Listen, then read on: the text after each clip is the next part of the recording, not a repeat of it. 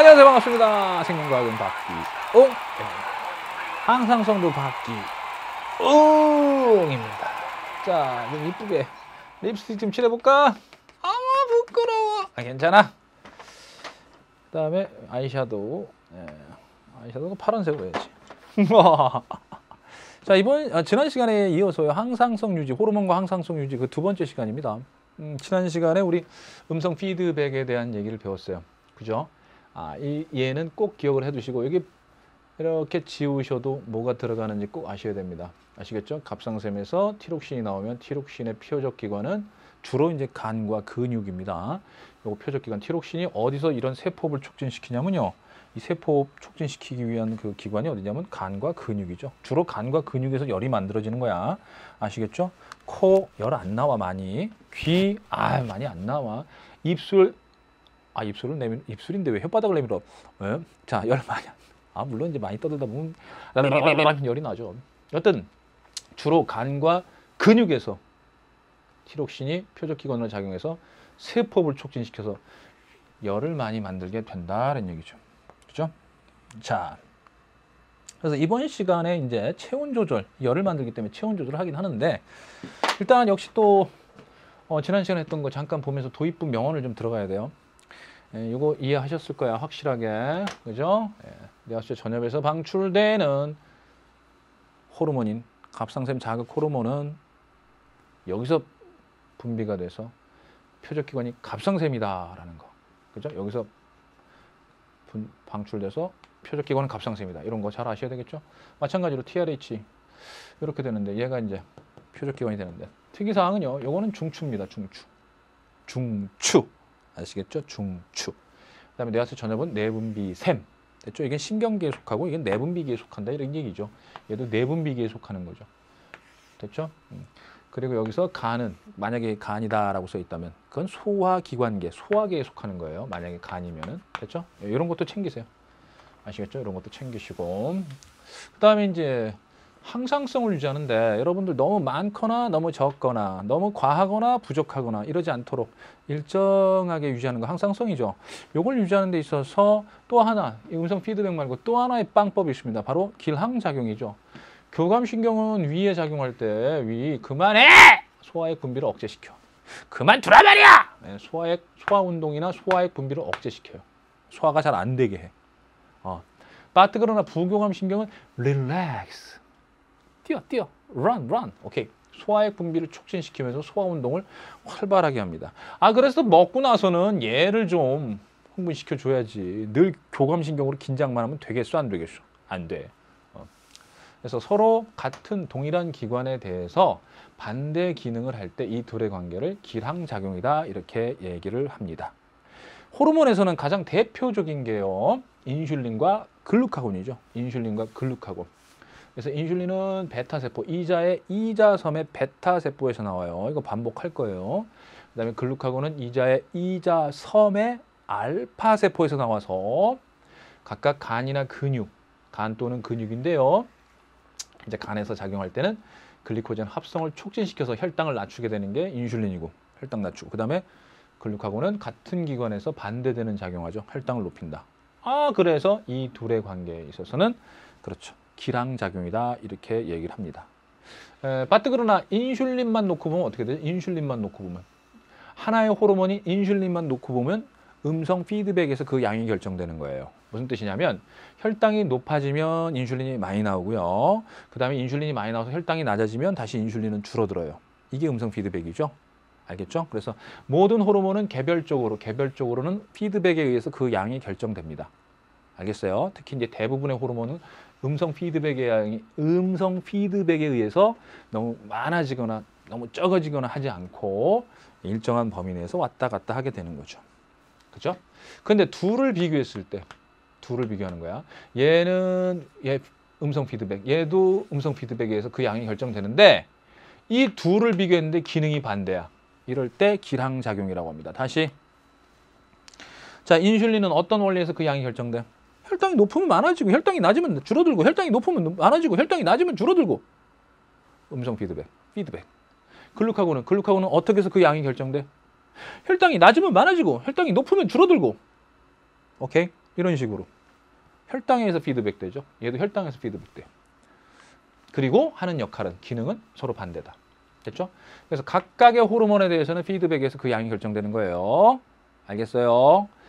됐습니까? 다시요. 호르몬 각각 얘나 여기 있는 녀석들 있죠? 여기 있는 녀석들 다 피드백에서 그 양이 결정된다 이렇게 보시면 돼요. 이 호르몬 얘도 그렇고 얘도 그렇고 얘도 그렇고. 하지만 둘을 비교할 때 서로 반대되는 기능을 한다. 특히 인슐린과 글루카곤 서로 반대된다. 그럼 이 둘의 관계를 모를 때 기량작용. 그죠? 예. 칼시톤이라고 파라토르몬도 서로 반대되는 작용을 하거든요. 예. 기량작용 이런 식으로. 됐죠? 그러니까 이런 경우에는 얘네 둘은 기량관계, 기량작용, 얘네 둘 기량관계, 기량작용 뭐 이런 소리는 엉뚱한 소리예요. 한마디로 왈왈. 예. 그런 소리가 되는 겁니다. 아시겠어요? 예. 명심하세요. 둘을 비교할 때 서로 반대되는 작용할 때 기량작용이다 이렇게 얘기하죠. 자, 그러면 이제 본격적으로 이번 강에서는 자, 어떤 내용을 배울 것인가? 이제 이번 강 본편으로 들어갑니다. 그러면 거기에 이제 또 도입부 명언을 또 하나 읊어드리겠습니다. 짠. 내가 몇 도야? 난 뜨거운 남자야. 37.5도야. 내 농도는 about 70%의 물이 있어. 0.9% 소금물이야. 내 혈당은 about 0.1%야. 이런 게 내 자신 아니겠습니까? 자, 여러분들 거울을 보시고요. 내 자신을 알자. 내 자신을 알자. 뭐 누구 말씀하셨죠? 소형인가요? 예, 크라테스 형. 예, 소크라테스 그분이 너 자신을 알라. 뭐 이런 식으로 이제 말씀하셨다고 그러는데 거울을 보고 날 좀 알까? 37도씨의 물이 어느 정도의 뜨거운 건지 아세요 혹시? 목욕물로 37도씨를 딱 했을 때 그 물에 손을 넣었을 때 아 뜨거야, 아 차거야, 얼마나 뜨거운 거야. 37도씨의 물에 여러분들 몸을 담궜을 때 어느 정도인지 아세요? 아, 잘 모르시면 그냥 서서 발사!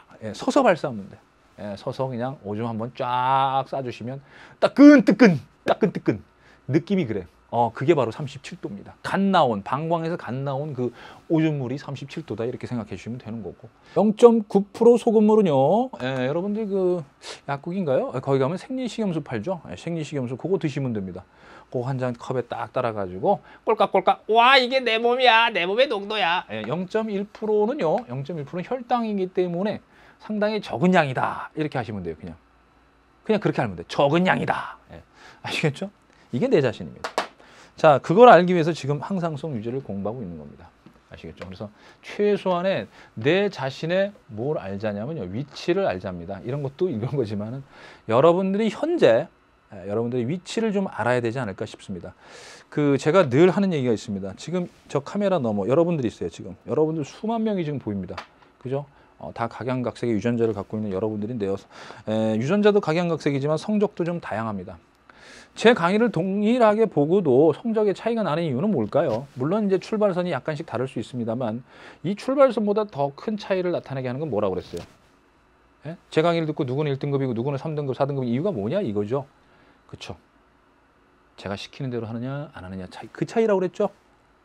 지금 분명히 이 부분 있죠. 이 호르몬 부분. 이 호르몬 부분을 딱 보시고 나서 여러분들이 그림 노트나 아니면 mp3로 여러분들 복습하셨나요? 하셨나요? 그랬다면은 여러분들은 1등급 될 자격이 충분합니다. 하지만 그렇지 않았다면 그냥 여러분들은 저를 보고 즐기는 거잖아요. 보고 즐기다가 질립니다. 자, 그래서 여러분들의 위치나 여러분들 현재 어느 정도인지를 정확하게 알 필요가 있습니다. 아, 내가 이 부분이 부족하구나. 아, 나는 좀 이렇게 해서 이걸 메꿔야겠구나. 그런 매번 자기 자신을 체크하고 좀 자기 자신의 냉정한 평가를 좀 내려주시길 바랍니다. 그래야지 계속해서 발전해 갈 수 있다는 사실 아시겠죠? 네, 좋습니다. 자, 이번 시간 첫 테마로 이제 체온 조절 한번 좀 들어가 보도록 하겠습니다. 체온 조절.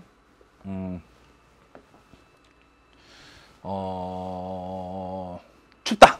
네, 추워. 자. 저온 자극입니다. 지금 겨울이다 생각해 주세요. 좀 레알 겨울입니다. 겨울이라서 아우 추워. 아우 추워. 바람 부는 소리. 콧바람 소리. 아우 콧물 나왔네. 자, 바람이 부는데 추운데요. 사실 스튜디오는 덥습니다. 예. 더우면은 이렇게. 자, 여러분들 제가 추울 때 무슨 짓 했어요?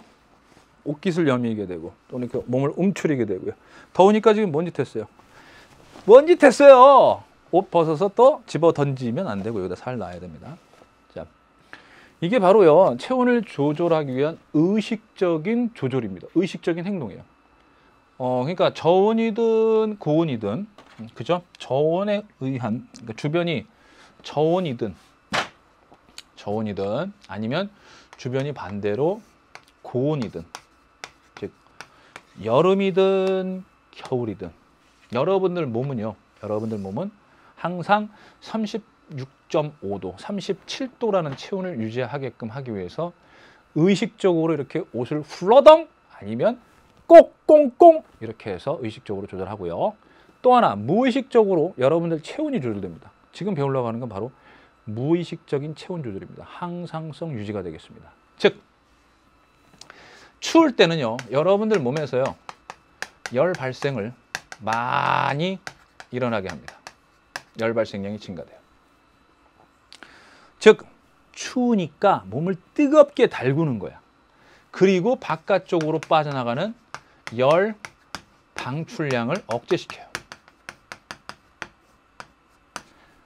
바깥쪽으로 많이 뺏기는 열 있죠? 지금 여기가 영하 10도야. 나 37도. 열이 많이 나가는데 열이 이쪽에서 이쪽으로 이동할 거 아니야. 그걸 이제 뺏기는 걸 방지해야 됩니다. 뺏기지 않게 해야 돼. 그 다음에 열을 많이 만들어야 돼. 그래서 제가 또 오리지널로 만든 비유가 있죠. 오리지널 비유. 바로 뭐냐? 집이야, 집. 겨울에 집은 어떻게 해줘야 돼? 추우니까. 창문을 닫아서 열이 나가는 걸 억제시키고 보일러를 틀어서 열이 많이 발생하게끔 하면 됩니다. 그러면 실내 온도가 일정하게 유지가 되겠죠? 네. 그러면 어떻게 해서 이렇게 진행이 되느냐? 자, 여러분들 먼저 열을 발생시킬 수 있는 방법은 뭘까요? 열을 발생시킬 수 있는 방법은 그렇죠. 얘야 얘. 이거. 티록신이 많이 나오면 돼. 티록신 분비량이 증가하면 열심히 이 에너지원을 태워. 우리 몸에서 열심히 태워라! 그러면서 열이 나와. 그죠? 예, 열이 만들어져. 즉 세포호흡과 물질 대사가 촉진됩니다. 그러다 보니까 포당이 막 줄어들겠죠. 포당이 줄어들면 안 돼. 그래서 혈당을 높여야 돼. 추울 때 여러분들 교감신경 흥분해서 혈당을 높입니다. 아시겠죠? 그래서 혈당을 높여요. 혈당량을 증가시키는데 누구와 누가 혈당량을 증가시킬까? 그 혈당량 증가시킨 다음에 티록신 분비량이 증가돼요. 그럼 티록신 분비량이 증가되니까 당연히 열 발생이 증가되는 거죠. 됐죠? 그럼 혈당량을 증가시키는 이 두 가지 호르몬 누굴까? 혈당량을 증가시키는 두 가지 호르몬 누굴까? 여기 보세요. 자, 여러분들 이제 이 호르몬들의 이제 기능이 티록신이 아까 밝혀졌어요. 티록신은 밝혀졌고 세포호흡, 물질대사, 촉진, 즉 포도당을 계속 분해하는 거였죠. 근데 지금 제가 이 자리에 쓴 이유는요. 이 부신에 대한 얘기 좀 하려고 그래요. 부신. 이 부신은요. 이 아이들이 착하지 않습니까? 콩팥이라는 아이들이 착한데 자꾸 괴롭힘을 당하니까 스트레스를 받아요. 그래서 우리 오마이갓께서 스트레스 받지 말래? 그러면서 얘네들한테 입혀준 눈부신 모자. 스트레스 대항기관이 바로 부신입니다. Put hands up! 예, 좋습니다. 부신은 뭐라고요? 스트레스 대항기관, 즉 항스트레스 기관이다 이렇게 보시면 돼요. 즉 스트레스는요 간내가 감지를 하는 거죠. 간내가 감지하면 이 간내에서 이 부신 쪽에다가 명령을 내립니다. 너 나가라! 그래서 얘도 나오고 얘도 나오게 돼요. 됐어요. 자, 그래서 스트레스라는 거 뭐냐면 스트레스는 배고플 때 하고요. 됐죠? 첫 번째, 배고플 때, 혈당이 낮을 때 스트레스 받습니다. 아주 승질나요, 배고프면. 밥 줘! 이제 얘기를! 그죠? 밥 먹기 전에 그냥 온팡 짜증이 나. 그런 애한테 그냥 포도당을 무지하게 섭취시키면 그 다음엔 세상에 그냥 다 밝게 보이네. 자, 스트레스가 이제 사라지는 거죠. 우리가 원시 수렵사회 우리 조상들이 가졌던 그 스트레스는 바로 배고픔과 추위였어요. 추위. 두 번째, 추위. 온도가 낮아. 저온 자극. 이게 스트레스예요. 자, 그러면 지금 춥습니다. 현재 추워가지고 오들오들 떨어. 그러면 간내는 부신에게 명령을 내려서 당질 코르티코이드와 에피네프린의 분비량이 증가됩니다. 아시겠어요? 네, 그래서 이런 경로를 갖게 되죠. 자, 이건 나중에 정리해 드리겠습니다만 한번 미리 정리를 좀 해볼게요. 간내 시상하부로부터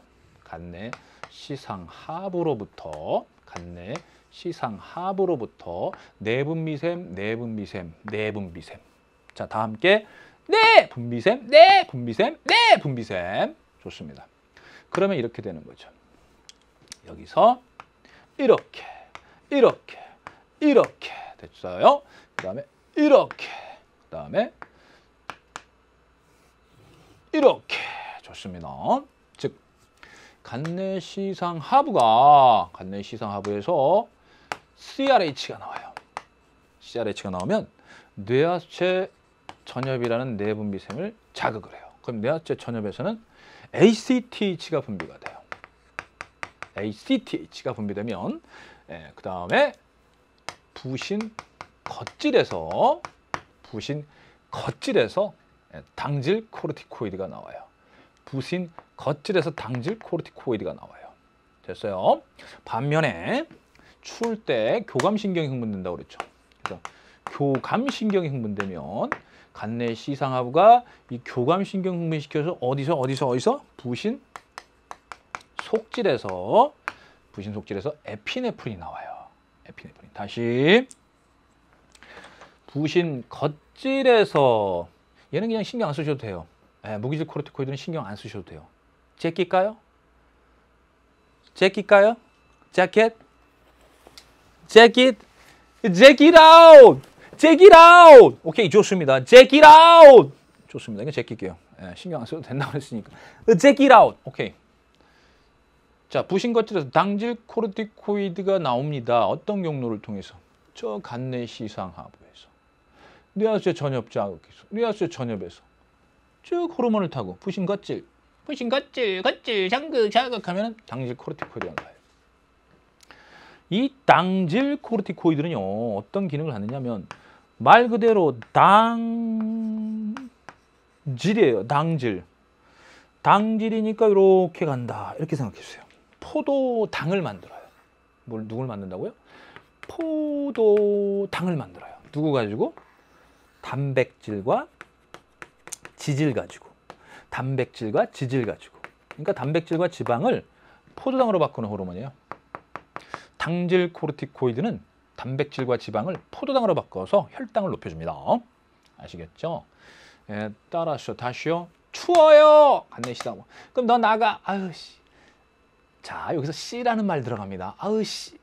그죠? 그냥 이거는 뭐 이게 아니에요. 이거 15금이기 때문에 15금 강이기 때문에 이게 아니라 그냥 감탄사? 모르겠다. 하여간 그냥 튀어나오는 말입니다. 아우 추워 씨. 자, 그러면은 여기서도 에이씨 이렇게 되는 거죠. 그래서 자, CRH가 뇌하체 전엽을 자극하면요. CRH는 바로 ACTH를 방출시켜주는 호르몬이에요. 얘는 ACTH를 방출시켜주는 호르몬이고 뇌하체 전엽에서 나오는 이 ACTH는요. 여기 있죠. ACTH는 바로 부신 겉질을 자극해서 부신 겉질 자극 호르몬이에요. 얘를 나오게 하는 호르몬이야. 당질 코르티코이드를 나오게 한다. 됐습니까? 역시 음성 피드백으로 조절됩니다. 얘가 많이 나오면 억제, 억제 뭐 이런 식으로 음성 피드백으로 다 조절되게 돼 있어요. 알겠죠? 자, 그럼 당질 코르티코이드 기능이 뭐라고요? 단백질과 지방. 여러분들 피하 지방이라든가 뱃살 좋습니다. 뱃살도 없어. 자, 단백질, 근육이라든가 이런 피하 지방들을 분해해서 포도당으로 바꾸죠. 그죠? 굉장히 굶주림이 심할 때도 이제 얘가 나와서 이렇게 되는 거죠. 혈당 높여줍니다. 그 다음에 에피네프린 있죠. 에피네프린. 에피네프린. 얘는 간에 가서 혈당 높여줘요. 글루카곤하고 똑같은 방법이죠. 얘도 혈당 높여주는데 얘 똑같아요. 이따가 이제 혈당 할 때 얘기해 줄게요. 아시겠죠? 그러니까 에피네프린, 당질 코르티코이드 얘 두 개가 스트레스를 대항하니까 추위라는 스트레스 때문에 나와요. 얘는 상관없어요. 얘는 스트레스하고 상관없기 때문에 얘는 신경 안 쓰셔도 돼요. 스트레스 추울 때 얘네들이 나온다. 추울 때. 그래서 결론적으로 말씀드리게 되면은 추울 때 누구하고 누구? 부신 겉질에서 나오는 거 누구? 당질 코르티코이드. 당코코. 당코코. 자, 당질 코르티코이드고요. 그 다음에 엔드 에피네프린. 좋습니다. 당질 코르티코이드 앤드 에피네프린이 혈당량을 증가시키게 되고 그렇게 증가된 포도당을 열심히 태우는 건 누구야? 티록신이 열심히 포도당을 태워서 열을 생성하게 되는 거죠. 그래서 열 생성량 이렇게도 얘기합니다. 증가시켜요. 자, 여러분들 춥습니다. 체온 올리려면 이렇게 돼야 되죠. 당코코는 아시다시피 간 내의 시상하부에서 어떤 경로를 통해서요? 그렇죠. 호르몬 경로를 통해서. 얘는 에피네프린은 교감신경 흥분됐었죠. 그렇죠? 그 다음에 역시 마찬가지로 간 내 시상하부에서 티록신이 나오려면 어떻게 돼야 돼요? 그렇죠? 아시죠? 간 내 시상하부에서 TRH, TSH, 그 다음에 갑상선에서 티록신 나오는 거고요. 그죠? 경로 잘 알아주셔야 돼요. 좀 이따 제가 정리해 드릴게요. 다음 강의에서. 그 다음에 간 내 시상하부에서 역시 CRH, ACTH, 그 다음 부신겉질에서 당질 코르티코이드. 됐죠? 얘는 이제 갑상선에서 나오고요. 얘는 부신겉질에서 나오고요. 얘는 교감신경 흥분시키니까 교감신경이 흥분해서 부신 속질입니다. 교감신경에 의한 건 부신 속이에요. 알겠죠? 부속품. 교감 선생님의 부속이야. 내가 교감 선생님 부속품이야. 교감 선생님 부속품이야. 교감 선생님 부속품이야. 네, 좋습니다. 교감 됐고 이러면 안 되죠. 교감 선생님 부속품이냐고요. 흥분하지 마세요. 릴렉스. 좋습니다. 네. 교감 선생님의 부속품 에피야. 좋습니다. 에피야. 좋습니다. 네. 참 별하별 청각적인 자극을 동원하는 게 제 강의의 특징인데 가끔 억지도 있습니다. 와, 에피야. 교감 선생님 부속품이에요. 에피야. 좋습니다. 여기까지가 이제 열 발생량. 또 있어요, 근데. 여러분들 추울 때 몸에서 열 만드는 빵법 뭐죠? 그렇죠? 근육이 순식간에 떨립니다. 여러분들 혹시 몸이 떨리고 있습니까? 제 강의를 보면 전율이 느껴지나요? 그런 친구들이 있는데 여러분들 만약에 몸이 좀 오들오들 떨린다 싶을 땐 여러분들 체온이 올라가고 있다 이렇게 생각해 주시면 돼요. 몸이 뜨거운데요? 뜨거운데도 오들오들 그럼 100%야. 체온이 지금 38도 넘어서 지금 열이 지금 나고 있다는 얘기고 그때는 여러분들 몸에 항원이 들어왔다는 얘기입니다. 세균이나 바이러스 둘 중에 하나 또는 둘 다 들어왔다는 얘기예요. 걔들을 퇴치하기 위해서 지금 간 내 시상하부가 몸에 열을 지금 만들어내고 있는 거거든요. 어쨌든 근육이 오들오들 떨린다는 얘기는요. 체온을 올리기 위한 겁니다. 체온을 올리기 위한 거야. 근데 중요한 거 여기 근육이 떨리는데 이 근육 어떤 근육 떨죠? 생각해 보셨나요? 여러분들이 추울 때 오들오들 떠는 근육은 내장근입니까? 골격근입니까? 설마 내장근 떨고 있지는 않습니까? 방광 한번 떨어볼까요? 여기 카메라가 안 잡히니까 재미가 없네요. 제가 이렇게 아랫배 한번 했는데 안 되는 튕기에 좋습니다. 예. 감독님 안 잡아주시네. 좋습니다. 이 방광을 떠는 게 아닙니다. 이게 주접 떠냐고요? PD님 뭔 소리예요 지금? 자, 내장 떠는 거 아닙니다. 위장이나 위나 이거 소장 떠는 거 아니에요. 골격근 떠는 겁니다. 팔다리에 있는 골격근을 오돌오돌 떠는 거죠. 그럼 골격근에는 무슨 신경이 분포해 있죠? 골격근에는 그쵸. 골격근에는 자율신경이 아니라 체성신경이 분포해 있습니다. 다시요. 골격근은 우리가 이렇게 마음대로 움직일 수 있는 근육들을 골격근이다 이렇게 생각하시면 되겠어요. 됐죠? 그럼 이 골격근에는 대뇌에서부터 쭉 해서 나오는 체성신경이 연결돼 있잖아요. 그러니까 간내가 내가 간내야. 어우 추워 씨. 어우 추워 씨. 이건 씨는 이제 추임새. 어우 추워 씨. 하면서 안 되겠다.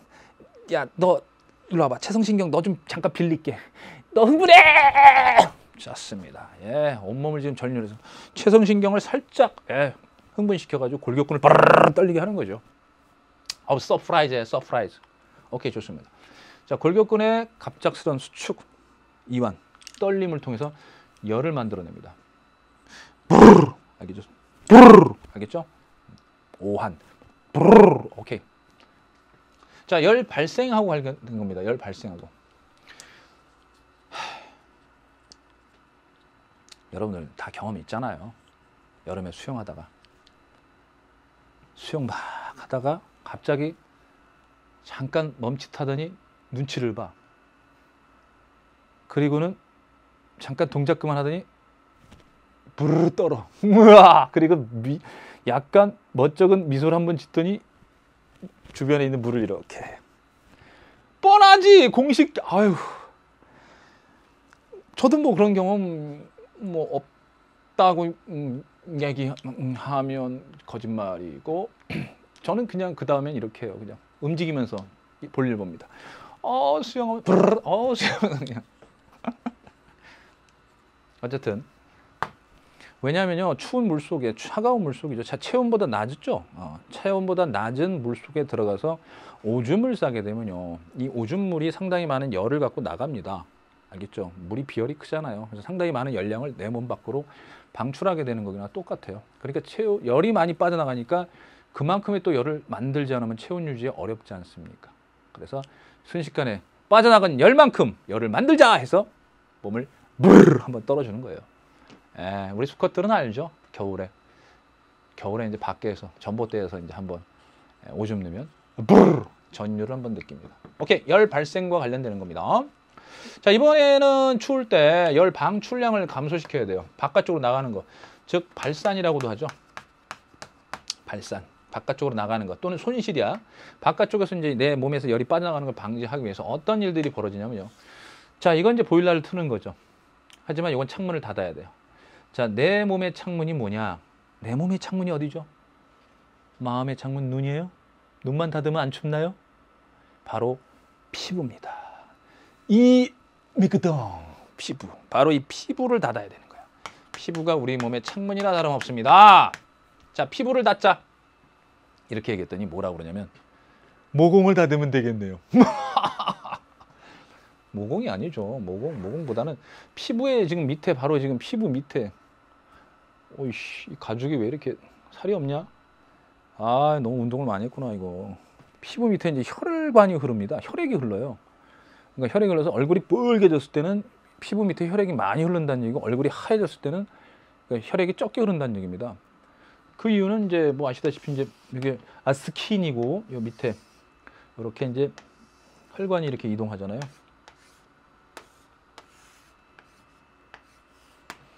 자, 이렇게 되죠. 그러면은 여기 몸 내부고요. 이 내부 쪽이고, 여기가 피부 쪽이에요. 몸 표면 쪽. 여기 전 모세 혈관 괄약근을 수축시키면 열로 가는 혈액이 줄어들어요. 이게 추울 때예요, 추울 때. 그래서 찬물에다 손을 넣으면은, 또는 추운 겨울날 손이 하얗고 얼굴이 하얘지는 이유입니다. 열을 많이 안 뺏기려고, 피부 쪽으로 흐르는 혈관을 수축시킴으로써, 모세 혈관을 수축시킴으로써 피부 쪽의 혈류량이 줄어들게 되는 거예요. 알겠죠? 그래서 피부 쪽에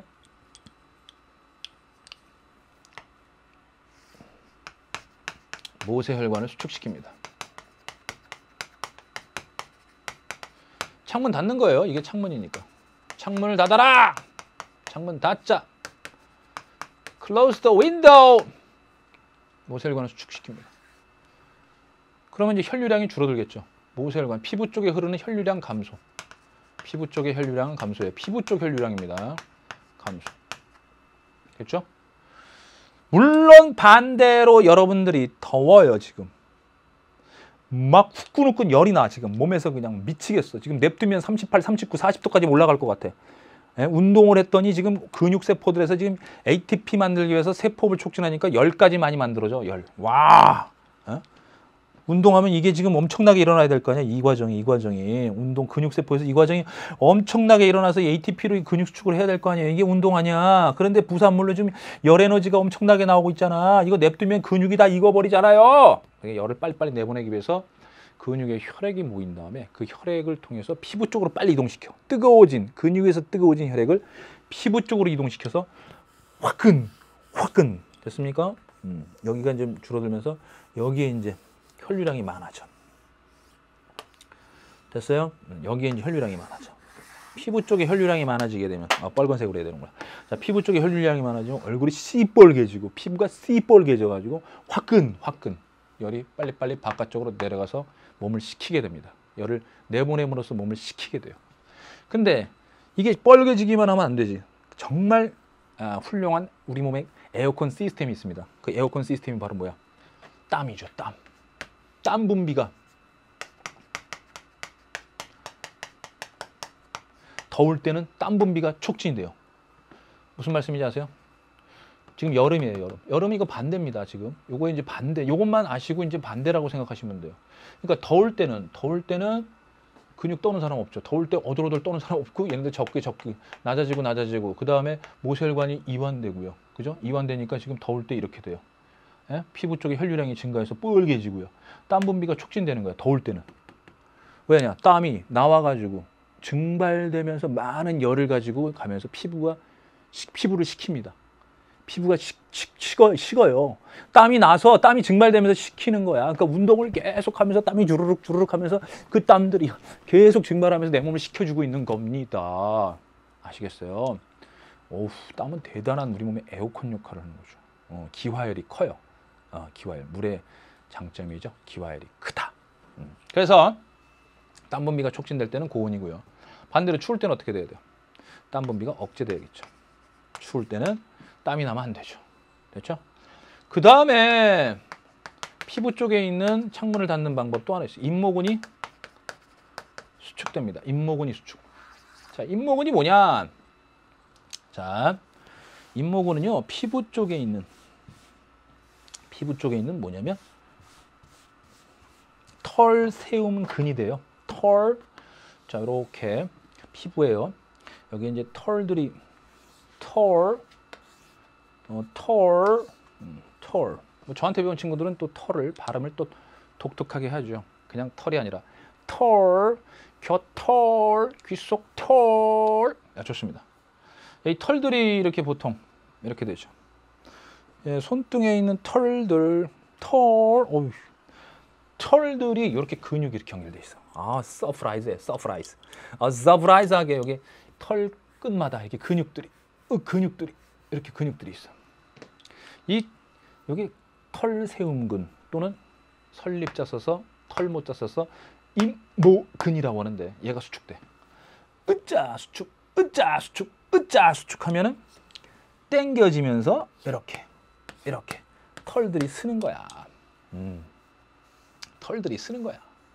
당겨지면서 털들이 있으면은 이게 짧아지면서 잇모근이 수축되면서 짧아지면서 끌어와. 그러니까 이렇게 누워있던 게 이렇게 쓰게 됩니다. 이게 소름 돋았다 뭐 이렇게 얘기하는 털세움이 일어나는 거야. 자, 여러분들 털세움 한번 일으켜 보세요. 자, 지금부터 여러분들 몸에 있는 털을 세운다. 실시. 털 세울 수 있는 사람 없어. 이런 게 일종의 불수의근이야. 불수의 근. 우리의 의지대로 움직일 수 없는 근육은 체성신경이 분포하는 게 아니라 자율신경이 분포합니다. 모세혈관 전괄약근도 수축 이완을 할 수 있는 건 우리 의지대로 안 돼. 불수의근이야. 따라서 자율신경이 분포하고요. 이 피부 쪽에 분포하는 자율신경은 바로 교감신경이 됩니다. 피부 쪽에 분포하는 자율신경은 누구라고요? 교감신경이 돼요. 그래서 추울 때는 당연히 추우니까 안 되겠다. 체온을 높이자. 긴장하니까 열을 만들어야 되기 때문에 교감신경이 흥분해. 추울 땐 교감 선생님 부속품이에요. 에피. 오케이, 좋습니다. 교감신경이 흥분하면요, 피부에서는요 모세혈관이 수축돼요. 교감신경 흥분해서 잇모근도 수축시켜요. 이렇게 털이 바딱바딱 쓰게 해요. 그 다음에 땀 분비도 억제돼요. 와우, 서프라이즈. 추울 때 교감신경에 의해서 이렇게 나타나게 되는 거죠. 그러면 참 신기하게도 이렇게 공기층이 형성돼 가지고요, 따뜻하답니다. 말도 안 되는 소리 같아. 왜? 지금은 우리들 털 별로 없잖아. 하지만 털 많은 사람들, 아니 사람이라 동물들, 동물들의 털에 3개 빠지면 추울 때 깃털 세운다. 동물들 털 세울 때, 털 세우면 우리처럼 짧은 게 아니라 털이 기니까 엄청나게 이렇게 세워지니까, 물론 이렇게 세워집니다. 그래서 이렇게 세워지니까 여기에 공간이 생겨서 털을 많이 공기층을 형성해서 따뜻하게 보온을 유지할 수 있어요. 이게 오리털 박하나 아니면 담요. 그다음 여러 겹을 겹쳐 입게 되면은 옷과 옷 사이에 공기층이 있어서 보온이 된다, 이런 뜻이에요. 어쨌든 진화 과정에서 우리 몸의 열 방출을 억제시키기 위한 그런 방법이니까 어쩔 수 없이 암기해야겠죠. 그죠? 잇목은 수축까지 열 방출량 억제. 이게 추울 때. 됐죠? 하지만 지금 간내 시상하부가 더워. 간내 시상하부가 덥다, 안 되겠다. 이 녀석 체온을 좀 낮춰야겠구나 하면은 이거에 반대되는 게 나타나게 됩니다. 알겠죠? 좋습니다. 자, 이제 우리들의 교재를 보시면 124페이지. 124페이지에 추울 때 나옵니다. 자, 추울 때 신경계, 주로 교감신경에서 피부에 모세혈관 수축돼서 혈류량 감소한다, 열 방출 억제한다고 나오죠. 잇목은 수축해서 채모가 곧게섬. 야, 소름이 돋는다. 그래서 열의 방출 억제하는 거죠. 자, 땀 분비 억제되고요. 땀 분비가 억제되는, 겨울철 내내 땀이 잘 안 나오니까 추운 겨울날은 화장실을 자주 가죠. 오줌이 좀 다량으로 묽어요. 오줌량 증가하죠. 그다음에 역시 땀 분비 억제되는 건 열의 방출을 촉진이 아니라 억제입니다. 그다음 호르몬을 통해서는 간과 근육에서의 물질 대사 촉진시킨다고 그랬어요. 그죠? 물질 대사, 이게 바로 이화작용이에요. 이거 촉진시키는 거야. 티록신 많이 나오죠. 당질 코르티코이드, 티록신, 아드레날린, 미주를 쫙. 요즘에 이제 아드레날린보다 이제 에피네프린이라는 단어를 많이 써. 그래서 아드레날린 또는 에피네프린 똑같은 말이죠. 근데 이제 에피네프린으로 좀 많이 알아두시길 바랍니다. 골격근의 수축 활동에 의한 몸떨림, 미주를 쫙. 오두두둑 도르륵. 네, 좋습니다. 그러니까 추운데 서 있으면서, 야, 추운 데서 기다리는데, 아이, 진정한 사내는 남자는 떠는 거 아니야. 어디서 오두루들 떨어. 에이. 자, 이렇게 있는 거는 몇 시간 못 버팁니다. 자, 몸을 떨어주세요. 그래야지 오래오래 추운 겨울날 밖에서 버틸 수 있습니다. 자, 그 다음에 타음보호뿔에 있는 내용이 있습니다. 타음보호뿔에 있는 내용, 변온동물과 정원동물의 주변 온도의 대사율이 나오네요. 자, 요거는 여기다가 우리가 한번 그래프를, 이건 수능 특강 가서 제가 이제 해드리겠습니다만은, 이제 너는 좀 사라져도 되겠니? 싫어. 에이, 시끄러. 안돼. 좋습니다. 어쩔 수 없어. 자, 자세히 할 거예요. 요거는 이제 수능 특강 가서, 뭐 작년, 재작년에도 EBS 연기교재 나왔던 내용들이니까. 주변 온도가 높아짐에 따라서 변온동물은 어떻게 되냐면요, 대사율이 이렇게 되죠. 이런 식의 그래프를 나타냅니다. 주변 온도가 높아지잖아요. 그러면 예를 들면 개구리나 뱀 같은 경우는 변온동물이잖아요. 그 주변 온도만큼 체온이 올라가게 돼요. 주변 온도만큼 체온이 올라가면 효소 작용이 활발해지니까 이때 이제 ATP 만들어요. 물질 대사하면서, 세포호흡하면서. 그러니까 근육이 이때 움직일 수 있는 거니까 이때 활동을 하는 거예요. 그러니까 따뜻한 낮에 햇빛 받으면 이제 움직일 수 있는 게 거북이나 개구리나 뱀이 되는 거고, 추워지면, 반면에 주변 온도가 낮으면 여러분들, 낮으니까 어때? 물질 대사 잘 일어나, 안 일어나? 효소가 작용 잘 못하니까, 세포흡이 잘 안 일어나니까, 그래서 ATP가 잘 안 만들어지니까, 근육도 잘 수축이 안 되니까 몸이 뻣뻣해져 가지고 움직임이 둔화되는 겁니다. 아시겠죠? 그래서 따뜻한 물 속에 들어갔을 때하고 차가운 물 속에 들어갔을 때 몸의 움직임이 굳어지는 것과 부드러운 것과 이런 차이도 여러분들 알아두시길 바라겠어요. 어쨌든 대사율이 주변 온도가 높아질수록 증가하는 건 변온 동물이야. 하지만 우리 인간과 같은 정온 동물은 주변이 더워지는데 내 몸에서 지금 대사율, 즉 이걸 지금 더 많이 하면 되겠어요, 안 되겠어요? 이 비율, 물질 대사 속도라고 생각하시면 돼. 대사율이 증가하면 되겠어, 안 되겠어? 안 되지. 그러니까 이런 식이 되겠죠. 그러다가 이제 이렇게 일정해지겠죠. 자, 다시 얘기합니다. 우리 주변 온도가 낮을 때 대사율이 증가합니다. 주변 온도가 낮을 때, 주변 온도가 추워질 때 대사율이 증가해요. 대사율이 증가해서 열을 만들어내는 거고요. 높을 때는 열 만드는 게 줄어들죠. 그래서 이때가 바로 좀 전에 얘기했던 주변 온도가 낮을 때가 바로 이게 바로 대사율을 증가시키는 겁니다. 저온시. 됐죠? 반면에 고온일 때는 대사율이 줄어들어요. 됐죠? 왜냐하면 체온을 일정하게 유지하기 위한 겁니다. 알겠죠? 명심하세요. 주변 온도가 낮을 때 열을 많이 만들게 되고요. 높으면 열을 적게 만들어야 돼요. 체온을 일정하게 하기 위해서. 알겠죠? 그래서 대사율이 열을 만드는 거다 이렇게 생각하시면 되겠습니다. 열 발생과 관련된 거야. 대사율 하면 뭐라고? 열 발생과 관련돼 있다.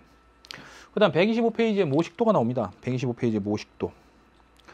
그 체온이 조절이 될 때 추울 때 체온 조절 과정이 쭉 나오는데 이때 이 글씨들 있죠. 여러분들 수정액으로 다 지우세요. 빨리. 수정액으로 다 지우신 다음에 거기다가 쓸 수 있어야 돼요. 아니면 이 모식도를 옆에다가 다시 그리신 다음에 글씨를 채우세요. 아, 명심하세요. 제가 시키는 대로 해요. 시키는 대로 해야 돼요. 분명히. 간내 시상 하부가 조절 중추인데 간내 시상 하부에서 자, 교감신경인지 아니면 TSH인지 뭐 ACTH인지 그런 호르몬들 그다음에 무슨 호르몬인지 그걸 다 적으시라 이 얘기야. 알겠죠? 박스 쳐서 블랭크 한 다음에 다 수정액으로 지운 다음에 써주시면 돼요. 그러면 복습 끝. 자, 그 다음에 혈당 조절 들어가겠습니다. 혈당 조절. 자, 혈당 조절 들어갈게요. 여기에 자, 혈당이 높아졌어요. 고혈당이야. 자, 자, 고혈당입니다. 혈당이 높아졌어. 가만있어. 내가 지금 이걸 좀 내가 계속 들고 있어서 지금 그렇군요. 잠깐만. 네. 이걸 여기다 살짝 갖다 놓은 다음에 제가 화면에서 사라지면 좀 불안합니다. 다시 짠. 네, 좋습니다. 자, 고혈당일 때는 언제일까요? 언제 고혈당이죠? 여러분들이 당연히 식사를 한 이후죠. 식사 후죠. 네, 식사 후에 고혈당이야. 그랬더니 선생님, 우리 집은 쌀이 떨어져서 돈가스만 먹어요. 우리 집은 함박스테이크, 우리 집은 닭고기. 이런 친구들이 있는데 어쩌라고. 그래서 이제 문제도 이렇게 출제가 됩니다. 탄수화물 위주의 식사 후. 그러니까 탄수화물 먹은 거야, 탄수화물. 당분, 포도당이든 엿당이든 아니면 녹말이든. 그러면 그러한 탄수화물을 먹게 되면은 당연히 소화가 돼서 소장에서 포도당으로 막 흡수가 됩니다. 됐죠? 그럼 포도당으로 흡수가 되니까 누가 지금 느껴요? 식사 후에 고혈당이 되니까. 이걸 누가 느껴? 그렇죠? 간내의 시상 하부가 느끼죠. 간내의 시상 하부가 느끼고요. 야, 혈당 높잖아. 안 되겠다. 너 흥분해. 그래서 얘를 또 자극을 합니다. 혈당이 높을 때 누구를 자극하느냐? 이자 있죠, 이자. 이자에 있는 이자 섬에 두 종류의 세포가 있어요. 알파 세포, 베타 세포 있는데 그 중에서도 베타 세포를 가지고 네. 이자 섬, 랑게르한스 섬이라고 했는데요. 이제 이자 섬에서 베타 세포를 자극합니다. 누가? 부교감 신경이요. 자, 부교감 신경. 밥 먹고 나면 졸리죠? 식사 후에 졸리죠? 릴렉스해지죠? 이것 때문에 그래. 부교감 신경 흥분해서 릴렉스. 어우, 눈이 감기네. 그럼 이자의 베타 세포, 이자섬, 이자의 이자섬. 요게 내분비세면. 이자샘은 외분비세매요. 아뜨라! 이건 내보내는 아밀레이스, 트립신, 라이페이지를 내보내는 외분비샘이고, 이자섬은 호르몬을 내보내는 내분비샘이에요. 거기서도 베타세포는 누굴 내보내? 인슐린을 내보내요. 자, 이 인슐린이라는 호르몬이 혈당이 높아졌을 때 많이 증가하겠죠? 그래서 어디로 가느냐? 가자! 하는데 어디로 가냐면 바로 간세포로 갑니다. 또는 간이나 근육이죠? 간 또는 근육이에요. 근데 이제 간세포라고 가정해 볼게요. 간. 그러면 이 간세포에는 인슐린 수용체가 있어요. 인슐린 수용체가 있어서 합체 도킹! 자, 인슐린이 합체 도킹을 합니다. 자, 인슐린. 됐죠? 그럼 인슐린이 간세포의 수용체와 반응을 해요. 결합을 해요. 합체 도킹을 해요. 그러면 이 혈액에 있던 이 포도당, 끈적끈적하게 할 이 포도당의 통로가 열려요. 옆에 포도당 통로가 있어. 포도당 통로가 쫙 열리면서 우와 신난다! 하면서 포도당이 들어옵니다. 포도당이 간세포 내로 유입이 돼요. 됐죠? 포도당이 간세포 내로 유입되면서 이 포도당이 너무 많아지면 간세포가 달짝지근해져서 너무 달아버리면 고농도가 되면 주변에서 물이 들어와요. 저농도에서 고농도로 물이 들어와서 간세포가 점점점 부풀다가 뻥! 하고 터져요. 그래서 포도당이 포도당으로 있으면 안 돼. 포도당을 포도당이라고 있게 할 수 없어. 그래서 포도당이 뭘로 전환돼서 저장이 되냐면요. 글리코젠이라는 다당류로 전환됩니다. 다시요. 혈당이 높아요. 그러면 인슐린이 많이 나와요. 어디서요? 이자섬의 베타세포에서 인슐린이 많이 분비가 되면 인슐린은 간세포에 가서 포도당을 간으로 인시켜요.